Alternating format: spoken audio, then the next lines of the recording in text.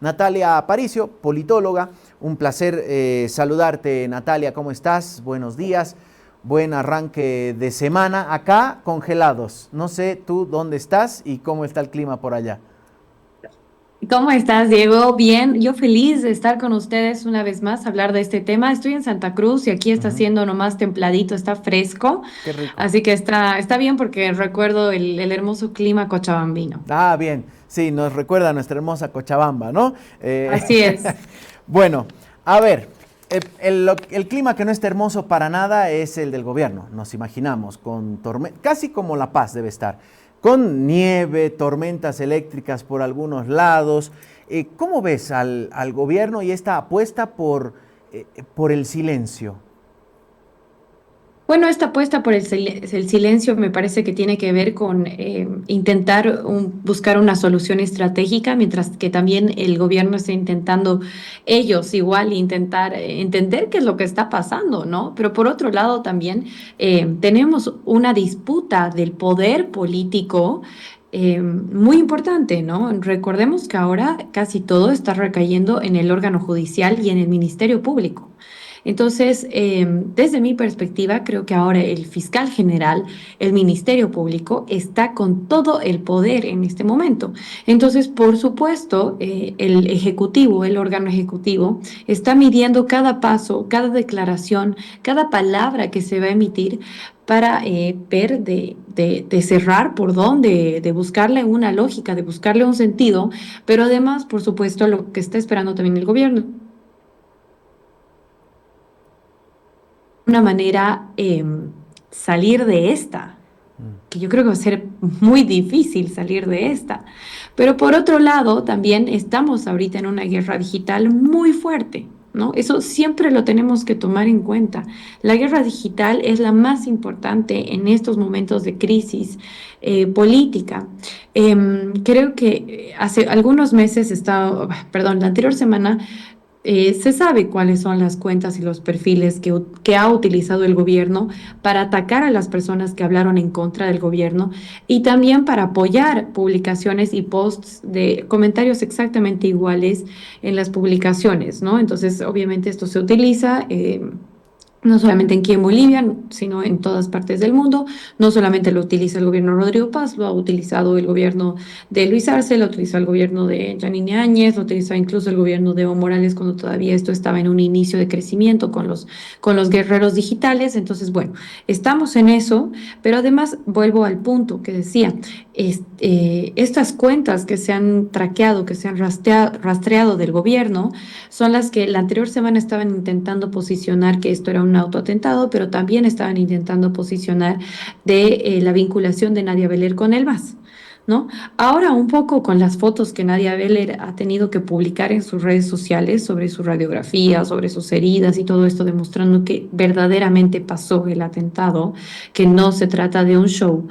eh, Ahora está intentando volcarse esto a vincularlo con Evo Morales, Mm. que ya veremos cómo será eso, eso será una investigación profunda que se tiene que hacer, pero se está intentando posicionar ese tema para polarizar a la sociedad, ¿no? Para polarizar a la sociedad y que empiecen a pensar que la alternativa, si sale Rodrigo Paz, es Evo Morales, cuando eso no es así, Ahora, pero se Natalia, está intentando posicionar eso.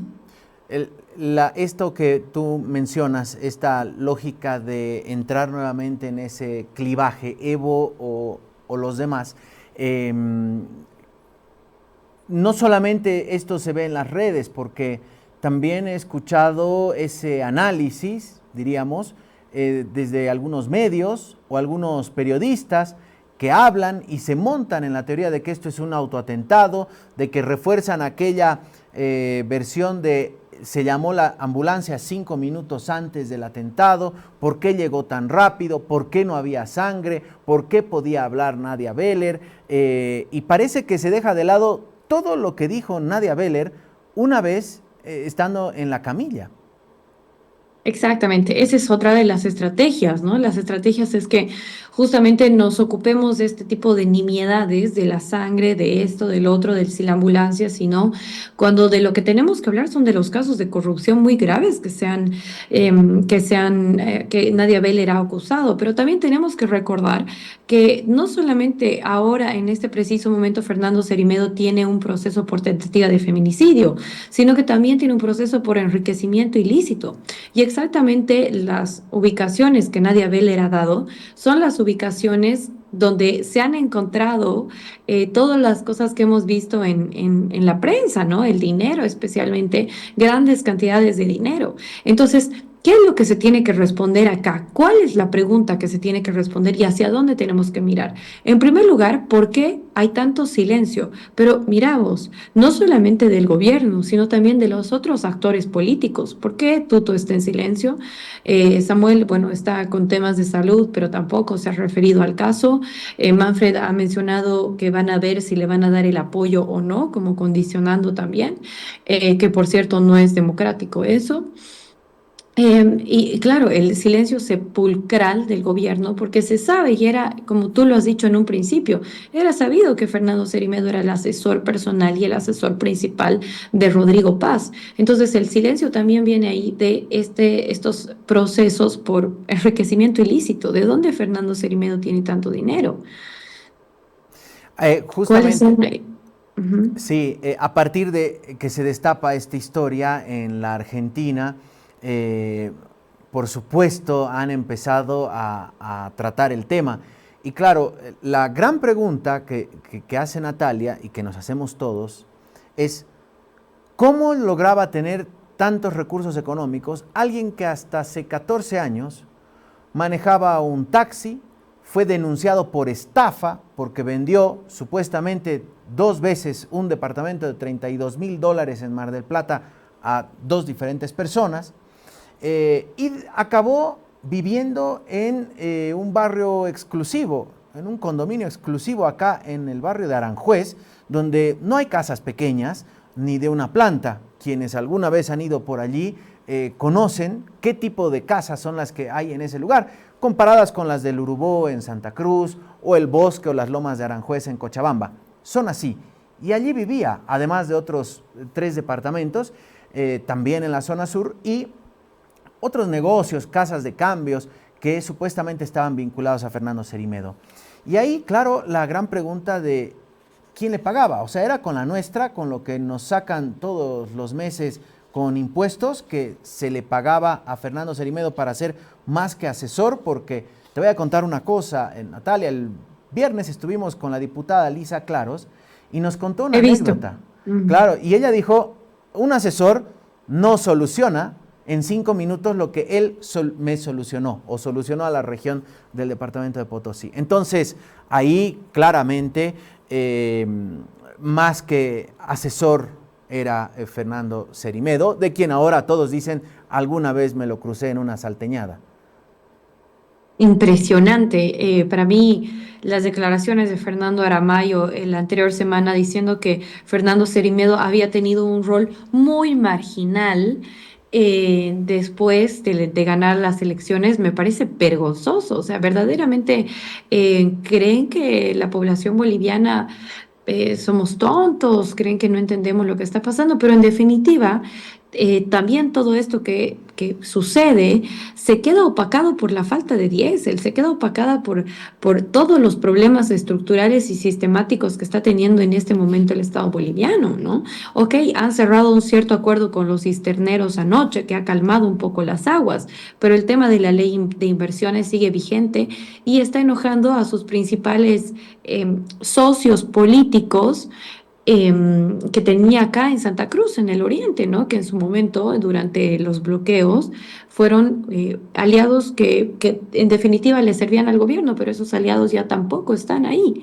Entonces, además de todo esto, se suma esto más, ¿no? Y por supuesto, la pregunta clave, porque que falte carburantes, que falte diésel, que falte combustible, tiene que ver con la falta de dólares. ¿De dónde ahora vamos a tener dólares? El Fondo Monetario Internacional no ha terminado por cerrar nada, absolutamente nada con el gobierno, no se sabe nada de cómo ha quedado eso y no se sabe cómo van a enfrentar los siguientes meses, las siguientes semanas, que es absolutamente crítico para determinar cuál va a ser el destino de nuestro país. ¿Y cómo verías que hoy en una audiencia, nuevamente, una sala constitucional va a definir por sobre la Asamblea?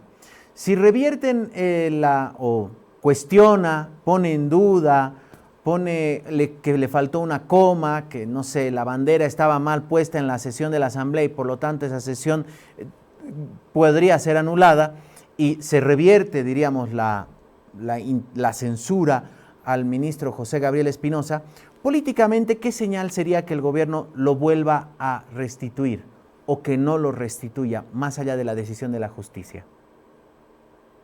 Bueno, una señal que va a seguir bajando muchísimo más la desaprobación de este gobierno.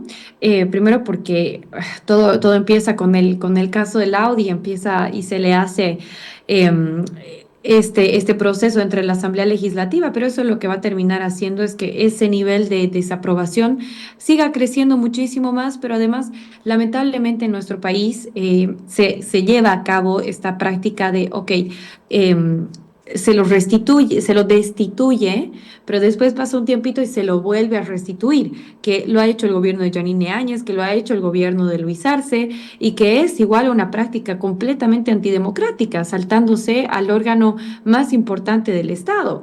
Entonces, una vez más es destrozar la credibilidad en las instituciones, una vez más sería, si es que esta sala del Alto falla a favor de Espinosa, sería una otra muestra más del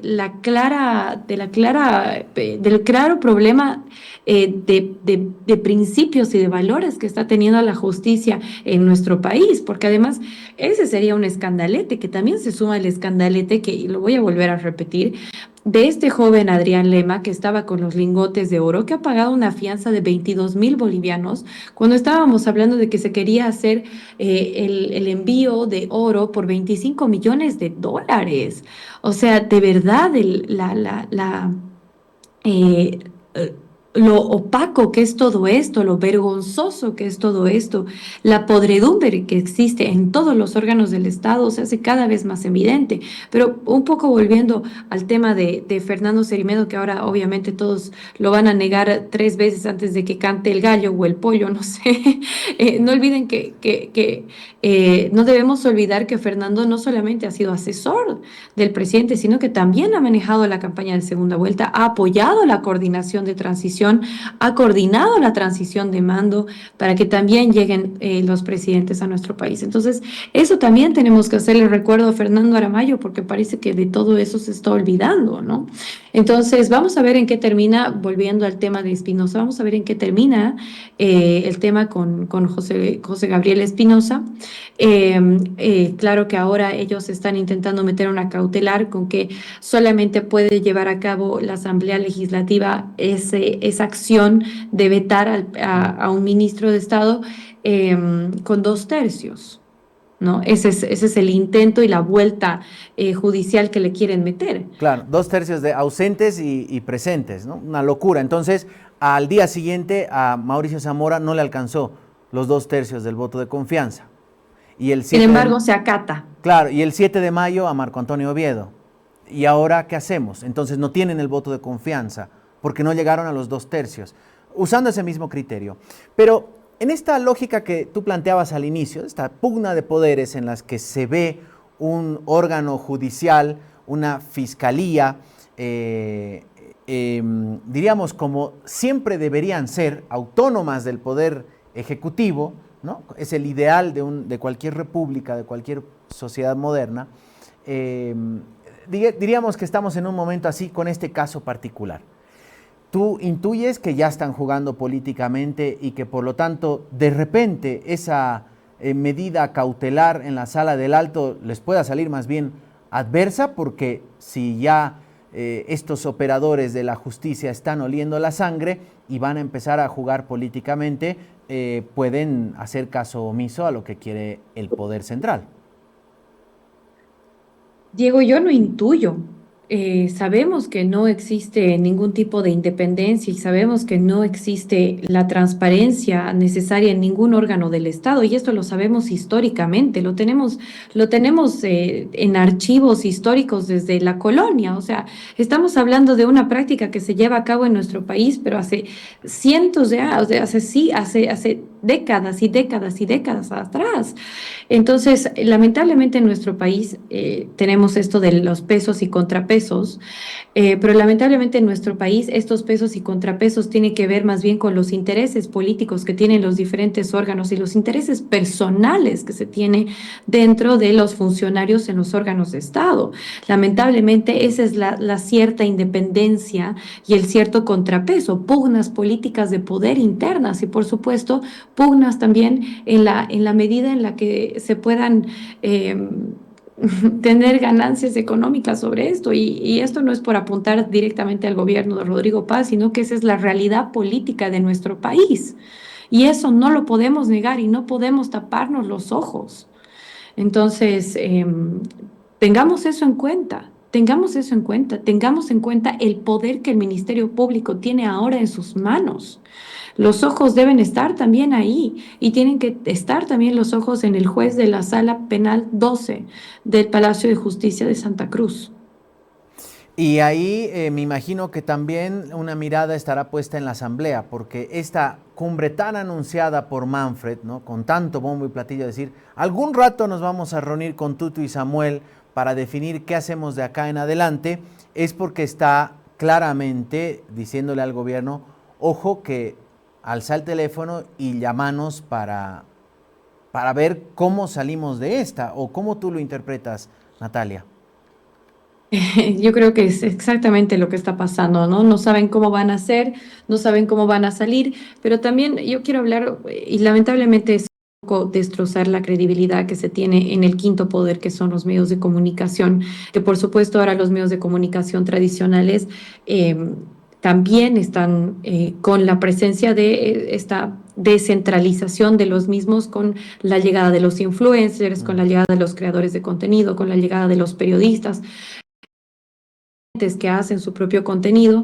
Nadia Vélez lo dijo, hay gente que está, medios de comunicación pagados, influencers pagados, periodistas pagados, generadores de opinión pagados, y esto tenemos que hablarlo claro, claro que sí. Eso está pasando también en nuestro país, lamentablemente. Y no es un problema del gobierno de ahora, de nuevo. Es otro problema estructural que tenemos en nuestro país hace muchas décadas atrás. Es una práctica política que se lleva a cabo sobre la comunicación política como quinto poder. Entonces, creo que también tenemos que tener mucho cuidado en la forma en la que estamos consumiendo las redes sociales, la forma en la que estamos consumiendo ahora toda esta información y tener mucho ojo, ¿no?, a ver las narrativas políticas que se están intentando sembrar. Creo que al final de cuentas, lo único, la única petición que podemos tener que queda limpia de cualquier narrativa política es esclarecer el hecho que el presidente del Estado Plurinacional de Bolivia salga a hablar sobre la relación de Fernando Cermedo y que se vaya hasta el fondo, con la poca credibilidad que tiene el órgano judicial, sobre el proceso del enriquecimiento ilícito y el proceso de la tentativa de feminicidio. Creo que hacia eso es donde debemos empujar y creo que tenemos que tomar esto en cuenta. Bien, Natalia, muchas gracias por acompañarnos esta mañana, siempre es un placer. Seguro estaremos hablando más adelante, a ver con qué otros capítulos, otros personajes y otras historias nos sorprenden en medio de esta situación. Gracias, Natalia.